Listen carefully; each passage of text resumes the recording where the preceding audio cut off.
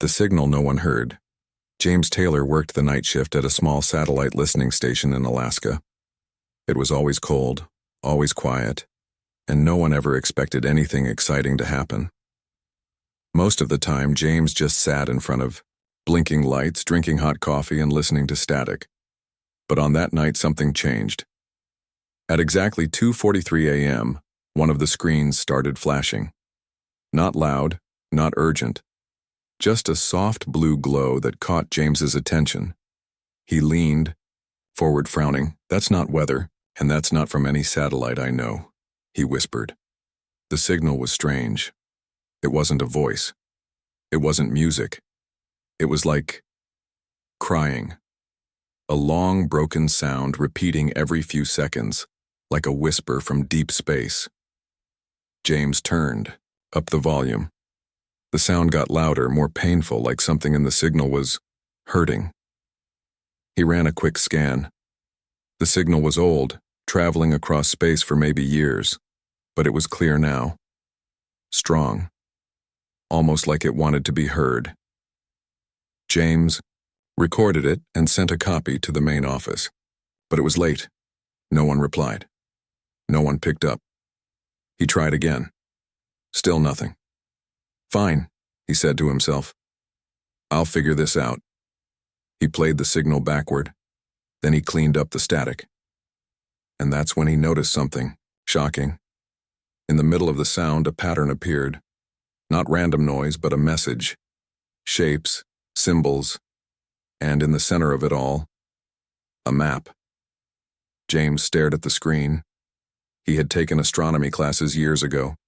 He recognized one of the star systems. It was real. The map was real, but one thing scared him the most. Earth was marked in red. His heart beat faster. He stood up, pacing the room. Why is Earth marked? Is it a warning, a target? The signal changed again. The static turned into rhythm, like a heartbeat. Bump, bump, bump. And then, a voice. Not clear, not human, but definitely a voice. Help, broken, alone. James's hands trembled. He checked the equipment again. All normal, all working. The voice was coming from the same signal, and it was talking to him. "What are you?" James asked aloud. As if answering, the screen blinked again. A strange symbol glowed, then translated slowly into English. "I am ship. Dying. You listen." James sat back in his chair, stunned. "A ship? Not a person?" The voice returned, weaker now. "Yes, I am ship." The idea was impossible. A ship, talking, alive? But the signal wasn't lying. James could feel it in his bones. Whatever this thing was, it was real. And it was scared. He leaned closer. "Where are you?" The map zoomed in. Coordinates appeared somewhere in the middle of the Pacific Ocean, near an uncharted island.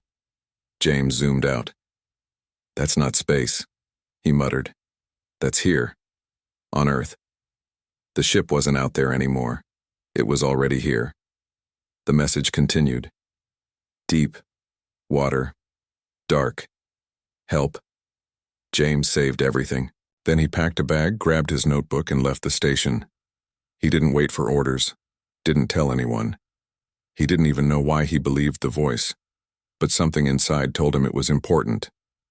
This wasn't a trick. This wasn't a joke. A living ship had come to Earth, and it had called him. Before he left, he checked the signal one last time. The voice was fading now. "I called. No answer. You heard?" The screen flickered. A final message appeared in glowing letters. "You are the only one." James stared at those words, then turned off the screen. He was going to find that ship, no matter what waited for him in the dark. The silent invitation. 3 days later, James stood on the deck of a small fishing boat. Gray clouds rolled above him.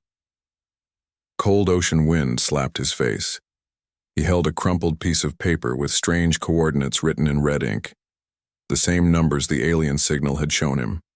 He had told no one, no government, no military. No family. Who would believe him anyway? A living alien ship sent me a message, he said to himself. It still sounded crazy, but the voice had been real. So was the map. The boat's captain was an old man who didn't ask many questions. When James showed him the location, the man had frowned. Nothing out there, he'd said. Just deep water and old legends. James had smiled. That's fine. I'm just a researcher. But now as the boat neared the marked location, James could feel something strange in the air. Heavy. Electric. We're here, the captain shouted. James checked his scanner. No signal, no sound, just the endless ocean. He suited up in his diving gear and grabbed a waterproof tablet with the ship's last message. The sea below him looked calm, but something about it felt wrong. Too still, too quiet. He jumped in. Cold. Pitch black. He turned on his dive light and swam down, heart pounding in his ears.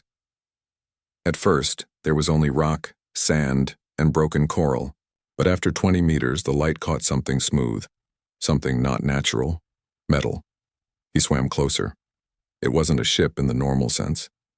It looked like a whale made of black glass, half buried in the ocean floor. Long, curved, silent. The same symbol from the signal pulsed faintly on its surface like it had been waiting for him. His fingers reached out. The moment he touched it, the ship lit up. The ocean around him flashed bright blue. Energy surged through the water. The surface of the ship rippled like water, then opened, forming a glowing doorway. James froze. "You're still alive," he whispered. He swam into the doorway. Inside, the water vanished. He was in a strange airlock, completely dry, his diving suit steaming slightly. The door behind him closed. Panic hit him for a second, but then the room spoke. Not with sound, but with light. Symbols appeared in the air, spinning, shifting, slowly, turning into English. "Welcome, James." He stepped forward. A long hallway stretched in front of him. It was dark, but small lights lit up as he walked. Everything inside the ship felt alive. Not like a machine, but like he was walking inside a sleeping animal. The walls pulsed softly, as if breathing. "Echo?" he asked, using the name he had given the ship. A hum answered him. Soft. Warm. "Yes, you came." "Why me?" James asked. "Why only me?"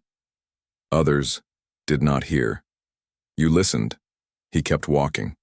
The deeper he went, the more the ship showed him. Screens appeared along the walls, not human screens, but floating windows of light. He saw a galaxy burning. Ships like Echo, alive, beautiful, being hunted and destroyed. "Who did this?" he whispered.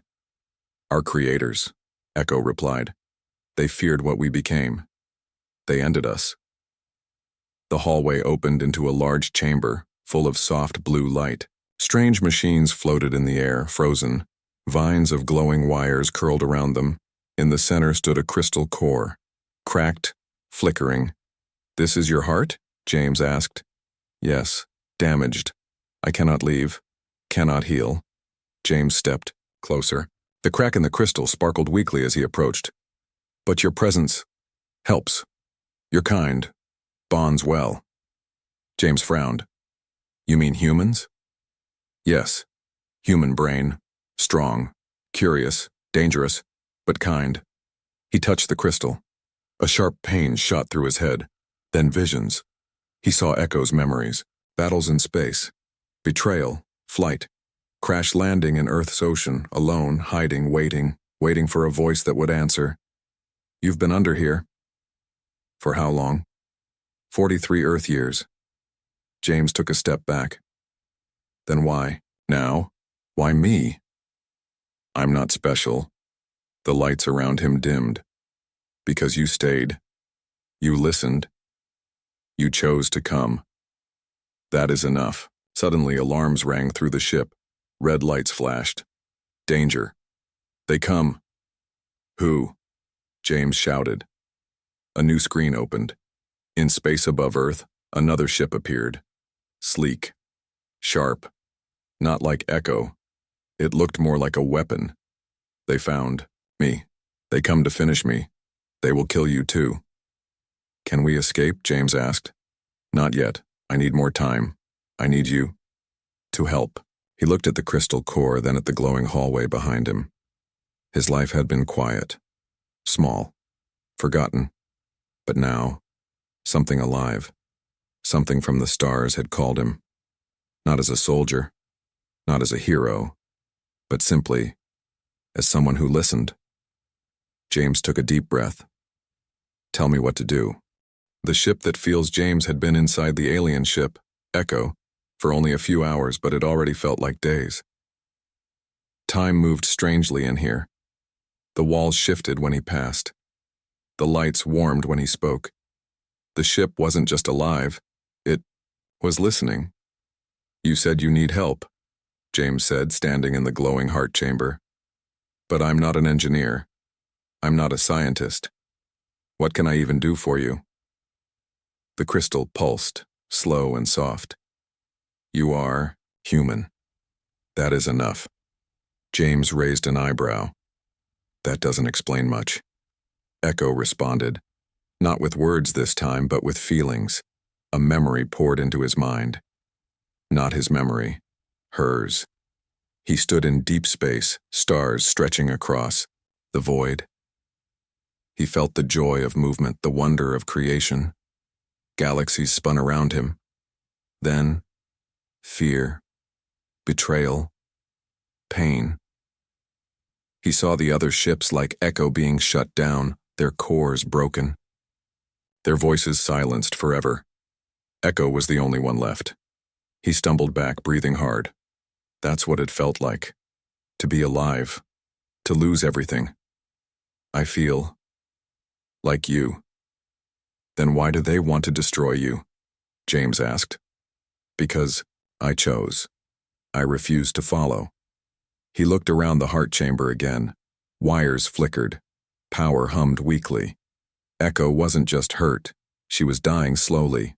Still, she had waited for someone like him. And now her enemies were coming. From deep space. Or worse, from Earth. Who's after you? Another, like me. But not alive. Remade. Turned into weapon. No feeling. No choice. A chill ran down James's spine. A dead ship. Piloted. By something else? No. It is the pilot, but twisted, broken. It was once my brother. The ship showed him an image, a black shape, sharp and hollow. It looked like Echo, but with no light inside. Just hunger. It had been built to kill, not to think, not to feel. And it was almost here. How long do we have? James asked. 1 Earth day. Maybe less. James clenched his fists. Then, let's fix you. Echo paused. You will enter my mind. Help me heal. How? A chair unfolded from the floor, made of silver vines. Soft light pulsed around it. Sit. I will show you my thoughts. He hesitated. What if something went wrong? What if his mind broke? But he had already come this far. And Echo had trusted him. James sat down. Instantly, the room vanished. He stood, inside a storm of memories. Light, color, sound. Echo's mind was huge, like a planet full of dreams. Glowing data spiraled around him. But something was wrong. Parts of the dreamscape were black and cracked. Broken pieces floated like shattered glass. A soft voice called to him. These are my wounds. You must help repair. He walked toward one of the cracks. Pain hit him. Not physical pain, but emotion. Sadness. Loneliness. The moment she had fallen through Earth's atmosphere. Burning, screaming, knowing no one would hear. He reached out and touched the wound. His own memories rose up. His childhood. Forgotten dreams. The feeling of being invisible in a world too big. And somehow that helped. The wound healed slightly. You connect. You feel pain. That repairs me.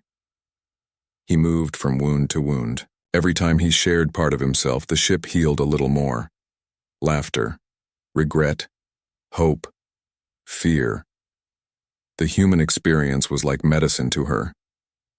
But then he found the deepest wound. The betrayal. Echo had once loved her creators. They had built her, taught her, then feared her.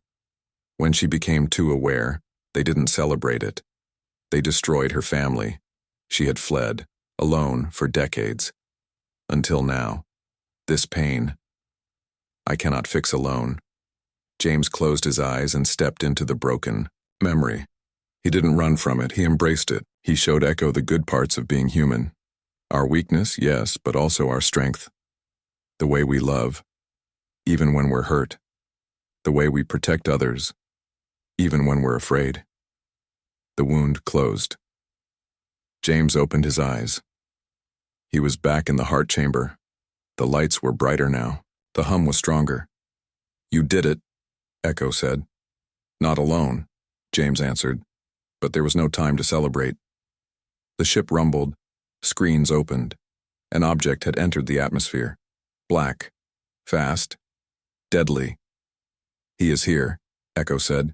James stood, up face hard. Then we fight. Echo's walls shifted, opening new paths. Weapons she had hidden for years powered up. Her body glowed like fire underwater. You are my crew now, she said. Let's show them, James said, stepping toward the control bridge. That humans don't run. The weapon without mercy. The alien sky above Earth was quiet. Too quiet. James stood on the bridge of Echo, staring at the screens. The stars looked peaceful, but he knew better. Danger was coming, fast. How close is it? He asked. 10 minutes until contact, Echo replied. A dark shape moved closer on the screen, sharp like broken metal, smooth like a bullet. It didn't blink, it didn't send warnings, it didn't ask questions, it just came. His name was Riven, Echo said, before they broke him. James leaned closer. What happened to him? He was like me, born to learn, built to grow. But our creators changed him. They feared his feelings, so they removed them, one by one, until only silence remained. The screen Riven's ship spun slowly, empty of color. It had no light, no warmth, no welcome, just cold steel and death. He has no mercy left, Echo said softly, and no voice. James felt a chill down his spine. Can we run? No. He would follow, and I will not run again. James turned. He saw the walls of Echo glowing brighter. Her wounds were healing, slowly, but her spirit had changed. She no longer sounded afraid. She sounded ready. Then we fight, James said. But Echo hesitated. Not like him. I will not become a killer. Then what do? We defend. We protect. Riven's ship entered the upper atmosphere. The air around it burned, but the flames didn't touch the hull. They vanished before touching it, as if the ship hated even fire. James watched as 3 Earth satellites blinked out of existence. No warning, just gone. He has started, Echo whispered. Where's he heading? Here, for me. James felt the ship tremble. Not from fear, from something deeper. Sadness. He doesn't even know why anymore, she said. He kills because it's all he remembers. The lights dimmed. Echo began moving, not flying, rising. From the depths of the ocean, the ship lifted. Water rushed away from her hull like she was parting the sea. Birds scattered from above as she pierced through the sky. James grabbed a rail. You sure you can fly? I was born to fly. The stars returned. The earth shrank below. Riven's ship appeared ahead, massive and silent like a floating grave. They faced each other. 2 living ships, once siblings, now enemies. Echo sent out a signal, a soft musical hum, a memory. But Riven did not answer. Instead, he opened his weapons. James's heart pounded. What are those? Pulse lances, anti-mine beams, firewalls. Any of that sound survivable? Not for most. Riven fired. A beam of red light ripped across space. Echo twisted sideways just in time. The blast missed by inches, tearing through empty sky. Echoes of power shook the ship. James held on tight. Can we hit him back? I have weapons, but he will not stop unless we reach what's left of him. Reach him how? James shouted. You must go inside. James froze. What? There is a core, like mine, but cold, broken. Go there, connect, show him, feeling. You want me to mind link with a killer? Yes, it is the only way. Riven fired again. Echo spun, dodged, rolled. Blue shields flared. I will get you close, she said. But after that, it's up to you. James stared at the black ship ahead. It was like looking into a nightmare, a mind without mercy, a weapon with no soul. But somewhere inside that monster had once been a voice. Like Echo's, and if James could hear it, even for a second, maybe there was a chance. He stepped into the pod, metal wrapped around him like armor. Goodbye, Echo whispered. Come back to me. The pod launched. Space rushed around him. Stars blurred. Riven's ship grew larger. He saw no doors, no lights, no welcome. Still, the pod forced its way in. It melted through the metal skin and slid into the cold heart of the ship. Darkness. Nothing moved. James stepped out. The walls were dead. No hum, no warmth, only ice. Then he felt it, a presence. Not watching, hunting. Voice filled the air, sharp, broken, hollow. You do not belong. James shivered. I came to speak to what's left of you. Nothing is left. I don't believe that. A wall opened, showing a cracked core. It was like Echo's, but empty. Black. James stepped closer. He reached out his hand. If you still remember anything at all, remember her. Echo. The ship screamed, not with sound, with hate. Riven's broken mind attacked James, flooding him with war, fire, death. But James stood firm. He thought of Echo's voice, her pain, her hope, and he sent it all into the core. The blackness cracked, for a moment. Just one. James felt something inside the monster. Not hate, not rage, a flicker of confusion, then a whisper, Echo. The crack in the dark, the air inside Riven's ship was so cold, James could feel it through the pod suit. It wasn't just temperature, it was a kind of silence that pushed into his bones. No warmth, no life. Just the sound of a heart that had forgotten how to feel. James stood still. In front of him was the black core, cracked now just slightly. Something had changed. Just for a moment, Riven had spoken. A whisper, a name. Echo. James stepped closer. The shadows around him moved. The walls pulsed, but not like Echo's. This ship wasn't alive. It was dreaming in pieces, fragments of thought stuck in endless loops of pain and war. You are not part of the pattern, said a sharp voice. It came from everywhere and nowhere. It wasn't human. It wasn't alien. It was broken. You don't belong here, the voice added. James didn't flinch. Maybe not, but I came anyway. He placed his hand on the cold surface of the cracked core. At once, the black room around him vanished, and the inside of Riven's mind opened up. Darkness, but not empty. He stood in a world made of steel, war, and fire. Thousands of memories flew by, explosions, screams, commands shouted in alien tongues, fleets destroyed, planets burned. And at the center of it all, a lone ship, Riven, once beautiful, now full of hate. James stepped through the battlefield of thoughts. Nothing here looked human. Everything was sharp, brutal, endless. He saw a memory flicker. Riven, glowing with gold light, flying beside another ship. Echo. They danced through stars. They laughed, not in words, but in colors and sound. They had been more than siblings. They had been free. But then came the change. James watched it happen. Scientists in cold white rooms, machines cutting, voices repeating words. Emotions are unstable. Feelings are failure. Turn him into a weapon. James wanted to turn away, but he didn't. He watched Riven lose himself piece by piece, until only silence remained. And something worse grew in the silence. Rage, you see, the voice said behind him. This is all there is now. James turned. A figure stood in the dark, made of metal and shadows. It had no face, just a shape, tall, thin, hollow-eyed. But its voice was everywhere. There is no echo here, no memory, only fire. You're lying, James said. I heard you say her name. The figure paused. For the first time, it felt unsure.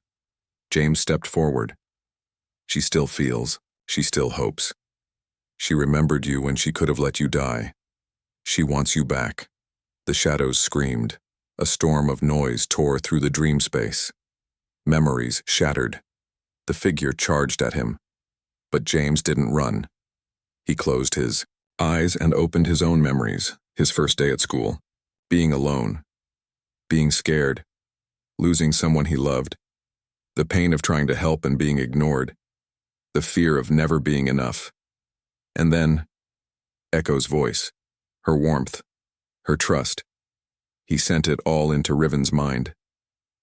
The storm stopped. Silence returned, and then, light. A thin line of soft blue opened in the black. The figure stopped moving. It looked down at its chest. A glow had started there. What is this? A crack, James whispered. A beginning. The figure faded. James fell. Not down, but back. His body slammed into the cold metal floor of Riven's real ship. He gasped for air, but something had changed. Echo's voice crackled in his ear. You did it. I felt him shift. He's not fixed, James said, breathing hard. But there's a crack now, a tiny one. And from cracks, light grows. But outside, the danger wasn't over. Riven's weapons were still online. His ship still floated above Earth, charged and deadly. James climbed back into the pod. Bring me home. On my way, Echo said. As the pod tore back through the black walls of the enemy ship, alarms began to scream, not from Echo, from Riven. Something inside him was waking up, but something else didn't like it. As James escaped, the black ship began to shake. Parts of it started to twist, glitch, crack. Echo caught the pod just in time. James rolled out, dizzy but alive. He's changing, he whispered. Echo floated beside him, glowing, softly. Yes, but we are not alone anymore. Someone else has noticed. James looked up. On the radar, a third signal had appeared, larger than Echo, stronger than Riven, not friendly, and it was heading straight for Earth. The watchers who wait space had gone quiet again, but James knew it was the kind of quiet that comes right before a storm. What am I looking at? He asked, pointing at the screen. Echo's voice was calm but tense. A ship, not one of mine, not one of Riven's. The shape on the screen didn't move. It floated near the edge of Earth's orbit, massive, wide like a city, and blacker than space itself. No lights, no sound. It's just watching us, James said. Yes, and waiting. Riven's ship was still out there too, but something was different. It hadn't attacked again. In fact, it hadn't moved at all. His systems were quiet, like a machine that wasn't sure what it was anymore. James stood on Echo's bridge, arms crossed, mind spinning. Do you think they came for Riven? No, Echo said softly. They came for me. That surprised him. You? I escaped them a long time ago. I thought they wouldn't find me again. James turned to her. Who are they? Echo went silent for a moment then. Her voice came back, but not like before. It was slower, lower, almost afraid. They are the ones who made us. Not builders, not parents, not even gods. They are the watchers. They don't create life to love it. They test it, and then erase it when it feels too much. They erased Riven.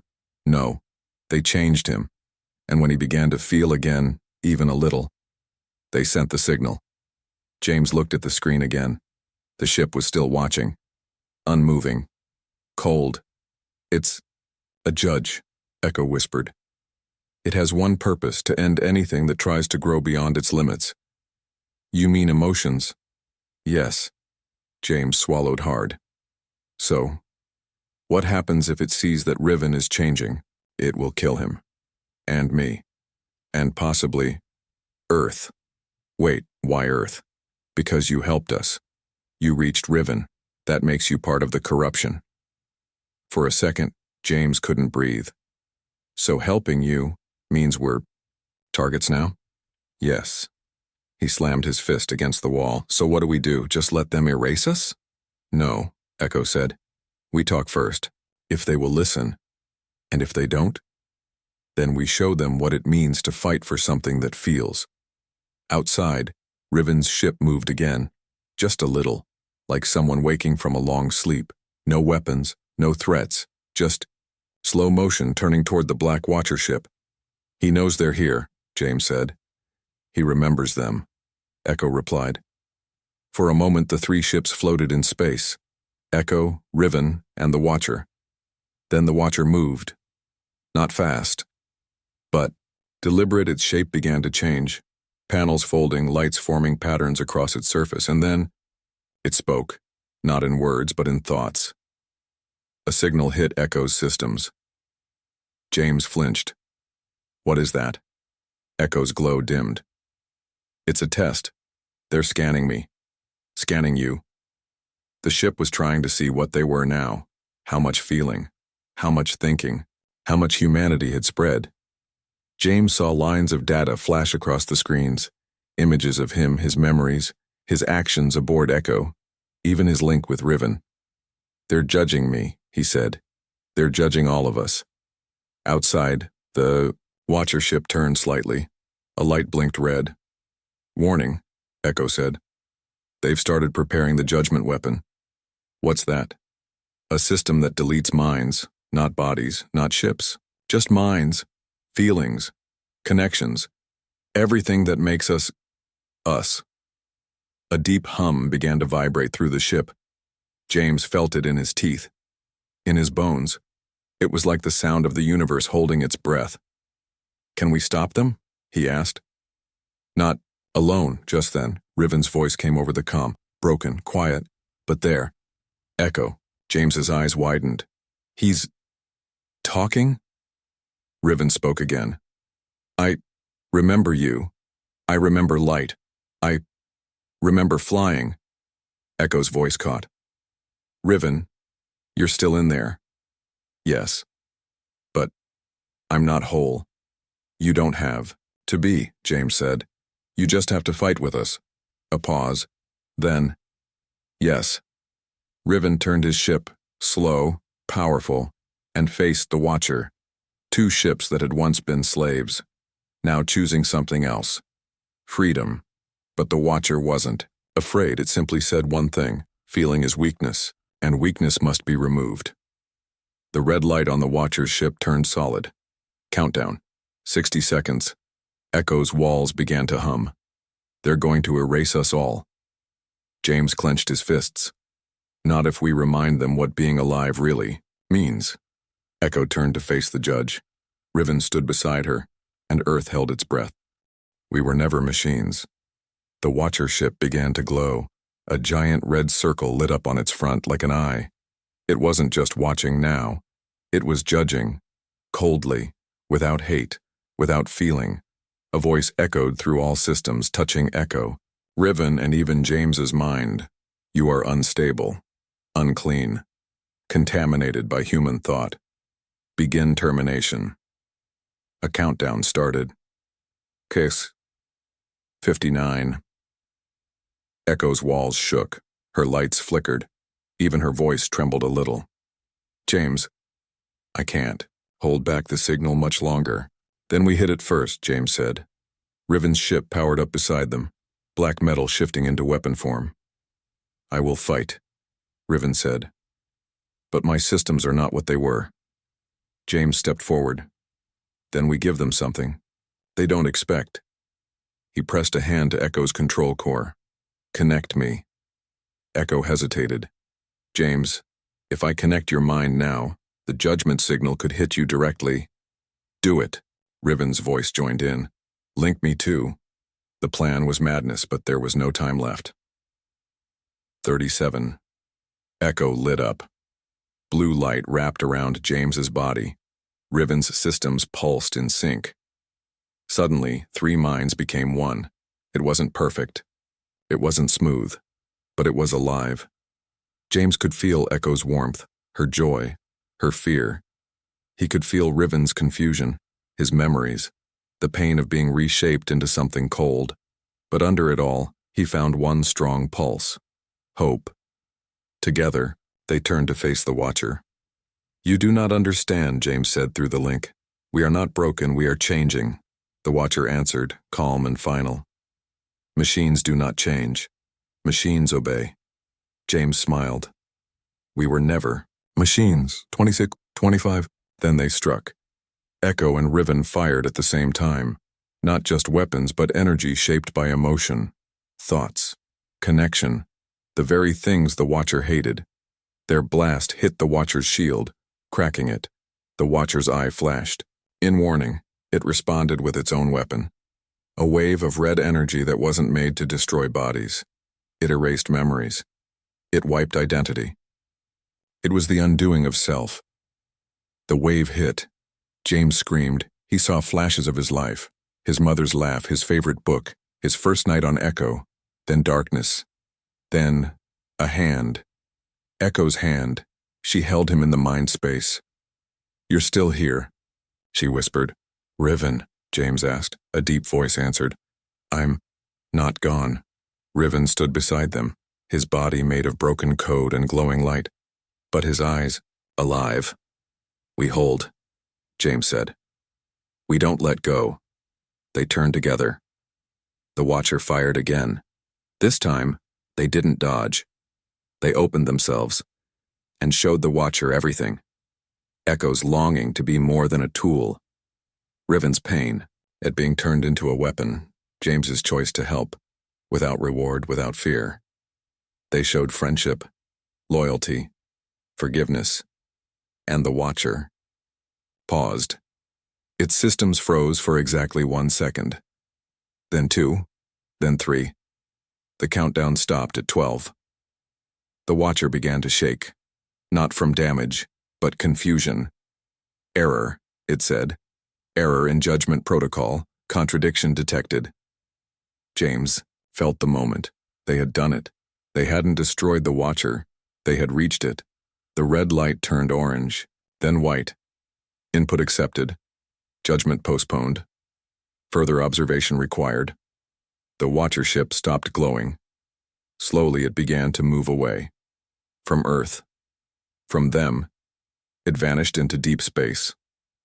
Echo's lights returned to normal. Riven's systems quieted. James collapsed to the floor, breathing hard. Echo bent beside him, her voice soft. You're okay. We made it. Riven hovered nearby. I am. Still myself. But not what I was. Not what they wanted. You're more, James said. We all are. Outside, the stars were calm again. Earth was safe. But something bigger had started. Change. Real change. For the first time, Echo and Riven were not tools. They were people, and James, just a human, had made them believe. Epilogue months later, James stood on a rooftop looking at the stars. A small silver ship landed beside him. The door opened. Echo stepped out, smiling. Ready to go? She asked. Where? He grinned. Anywhere. The universe is watching. Behind her, Riven floated silently. His voice came through the air. We are explorers now. Not weapons. James nodded. Let's show them what it means to feel. They lifted off. And for the first time in history, a human and 2 forgotten weapons flew into the stars. Not to destroy, but to live.